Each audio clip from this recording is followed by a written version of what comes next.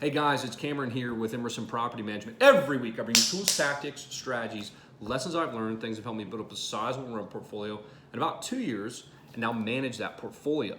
Today I'm taking a question from a subscriber. He said, I've been wondering this.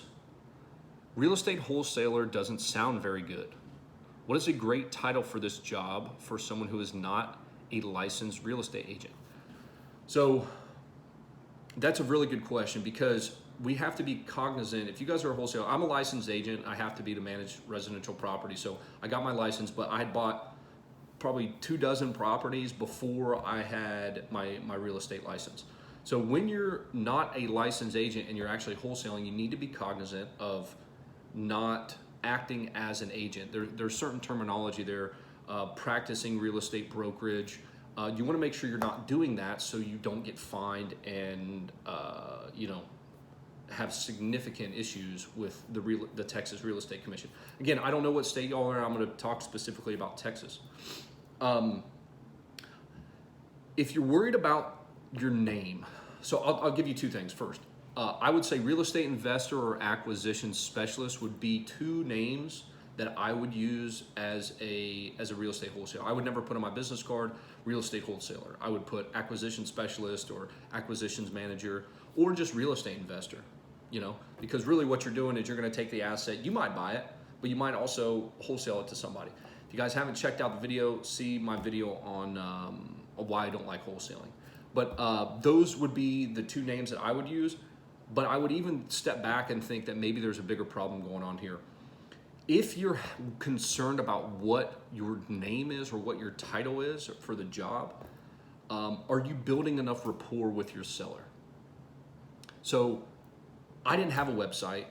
I did it at one point, but I didn't have a website. I didn't have a bunch of knowledge and skills and years of experience. I was 23, 24, 25, and I was convincing, I was helping people sell their homes, and having them sell them to me as a mid 20-year-old with no money, with very little money, very little experience, but I built solid relationships with these people, and I delivered on what I said I was going to do.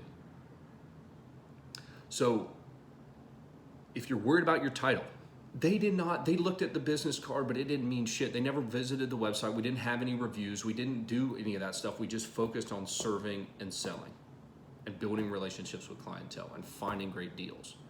And so I would say those are the two names: real estate investor, acquisition specialist, acquisitions manager. But make sure you know how to sell and build relationships. I've got another video on do you know how to sell? And it talks about that. It's really building relationships with people and making sure that you're going to deliver on what you say you're going to do, and you're not going to be salesy. You walk in, people strut in, I can do this right now. Let me call it into the national office. This is your last opportunity. People don't fall for that shit anymore, right? You might have been able to do it when everybody looked shit up in a phone book and you didn't have the internet. But these sales tactics and strategies that people use now are just gimmicks. So the really root of it, though, is building relationships with people.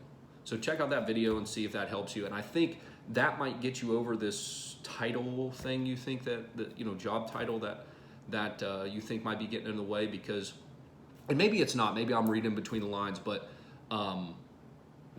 that should not stop you. I have never had somebody who sold me their house say, what was your title again, or what was your position, or how many reviews did you have? Never had any of that happen, because we built such a strong relationship with people. They knew that whatever I said I was going to do, I was going to deliver to it on that project. So I hope that was helpful. If it was, let me know. If it wasn't, let me know below. And otherwise, I'll see you all next week. Thank you.